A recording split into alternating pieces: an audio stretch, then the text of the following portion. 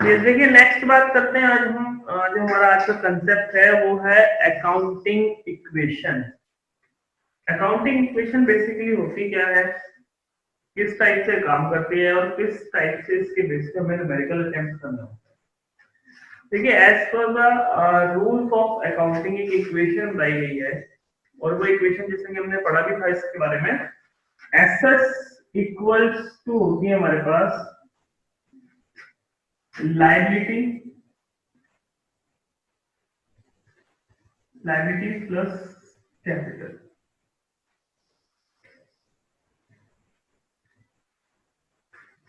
Matching principle भी हमारा ये कहता है कि हर ट्रांजैक्शन के बाद, after each and every transaction, the equation is always satisfied.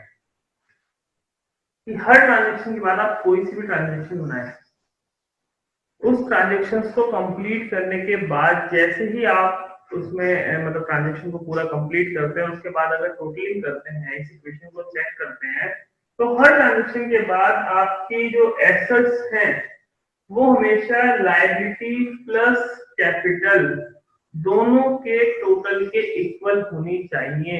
अगर ये इसके इक्वल नहीं है, इट मींस कहीं ना कहीं कोई ना कोई मिस्टेक हमने जरूर करी हुई है। तो ये हमें ध्यान रख करके चलना होता है कि हमेशा हर ट्रांजेक्शन को हम चेक करेंगे, जितनी भी ट्रांजेक्शन है उनके बारे में हम चेक करेंगे कि वो ट्रांजेक्शन जो है वो ट्रांजेक्शन कंप्लीट करने के बाद सेम इक्वेशन मैच हो रही है या नहीं मैच हो रही है।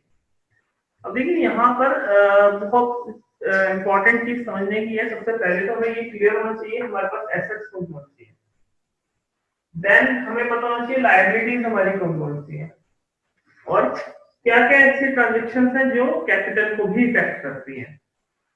हालांकि मैं इससे पहले आपको बता चुका हूं इनके बारे में, एसेट्स क्या है, कैपिटल क्या है, और हमारे जो है लायबिलिटीज क्या हैं, अब कितने टाइप्स की हैं, करंट और नॉन करंट सब चीजें डिस्क्रिप्शन में मैं ऑलरेडी दे चुका हूँ आपको।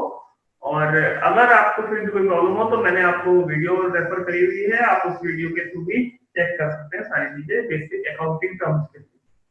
तो अब यहाँ पर आप ये चीज समझें कि एसेट्स में इफेक्ट क्या क्या होगा। देखिए, जब हम बिजनेस ट्रांजेक्शंस की बात करते हैं तो कौन कौन सी एसेट्स, वैसे तो बहुत सारी एसेट्स हैं हमारे पास, लेकिन जो मेनली कॉमनली यूज होने वाली ट्रांजेक्शंस में जो यूज होने वाली एसेट्स हैं उनके बारे में बताता हूँ मैं आपको।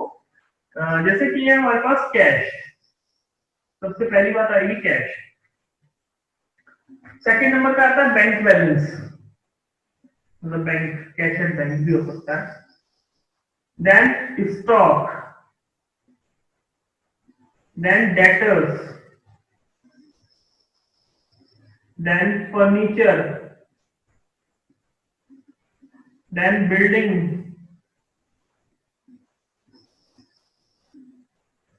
Machine, and prepaid expense. कोई एक्सपेंस आपने पहले से एडवांस में पे कर दिया था, एक्सपेंस पेड इन एडवांस भी कह सकते हैं, अदरवाइज प्रीपेड एक्सपेंस भी कह सकते हैं। तो ये वो मतलब एसेट्स हैं जो हम ट्रांजेक्शन जब बनाएंगे तो उसमें ज्यादा यूज होने वाली हैं। तो हमें इन एसेट्स का स्पेशली ध्यान रखना है, ठीक है ना। इसके बाद बात आती है कि हमारी लायबिलिटीज में क्या क्या चीजें इफेक्टेड होने वाली है। लायबिलिटीज की मैं इफेक्ट्स की बात करूं तो लायबिलिटीज में हमारे पास first of all creditors, outstanding expense,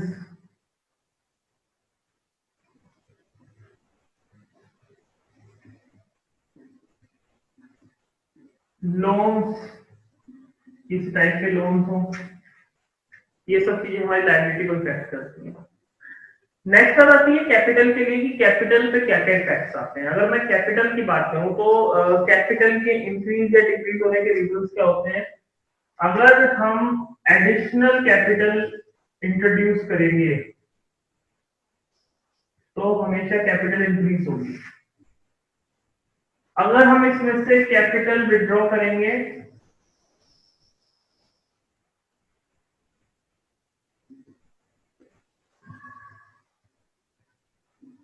या ड्राइंग्स करते हैं, मतलब अपने पर्सनल यूज के लिए कोई अमाउंट विड्रॉ करते हैं, तो भी हमारी कैपिटल रिड्यूस होती है। इसके अलावा अगर हम इसमें हमें नेट प्रॉफिट होता है तो हमारा कैपिटल इंक्रीज होती है। नेट प्रॉफिट या कह सकते हैं कोई भी प्रॉफिट अगर होगा हमें किसी भी टाइप से तो हमारी कैपिटल इंक्रीज होगी। किसी भी टाइप के लॉस हो गए तो हमारी कैपिटल डिक्रीज होती है। किसी भी टाइप का एक्सपेंस होगा तो हमारी कैपिटल डिक्रीज होगी। किसी भी टाइप की इनकम होगी तो हमारी कैपिटल इंक्रीज होगी।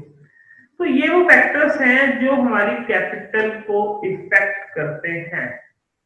तो हमें फर्स्ट ऑफ ऑल देखिए, ये जो मैंने यहाँ पर एसेट्स और लायबिलिटीज में लिखे इनमें प्लस माइनस का साइन इसलिए नहीं लगाया क्योंकि ये सब चीजें डिपेंड करेंगे ट्रांजैक्शन पर। बट कैपिटल के केस में ये सारी चीजें फिक्स होती हैं कि हमेशा एडिशनल कैपिटल आएगी तो प्लस होगी, कैपिटल विड्रॉ होगी तो माइनस होगी। ये सब चीजें अपनी जगह फिक्स है, बट ये डिपेंड करेंगी सिचुएशन पे।